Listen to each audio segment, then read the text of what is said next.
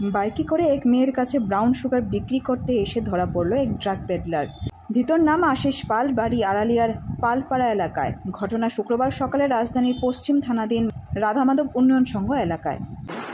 রাধামাধব উন্নয়ন সংঘ সবসময় ড্রাগ তৈরি অভিযান চালিয়ে যাচ্ছে। কিছুদিন আগে আমরা ড্রাগস এবং সিগারেট ধরেছিলাম। অনেকটা সিগারেট ছিল প্রায় 3 থেকে 400 মতন। আমরা পশ্চিম থানার হেফাজতে দিয়েছি। আজ সকালে কি হয়েছে, আমরা দুর্গাপূজার চাঁদা তুলতে গিয়ে একজনকে দেখেছি একটা মেয়ের কাছে ড্রাগস বিক্রি করছে। ওই সময় আমাদের পাড়া প্রতিবাসী বলেছিল আমাদেরকে যে ওই লোকটাকে ধরতে, কারণ অনেকদিন ধরে ওই আসছিল বলে। তাই আজকে আমরা ক্লাবের পক্ষ থেকে, রাধামাধব উন্নয়ন সংঘের পক্ষ থেকে ওকে ধরেছি। ধরার পর ওর কাছ থেকে প্রায় 70 থেকে 80টা ড্রাগস পেয়েছি, কুটা যেটা বলে। তো পুলিশকে আমরা বলেছি, পুলিশ এসেছে। পুলিশ আসার পর ওর বাইক এবং ওকে আমরা পশ্চিম থানার হেফাজতে দিয়েছি।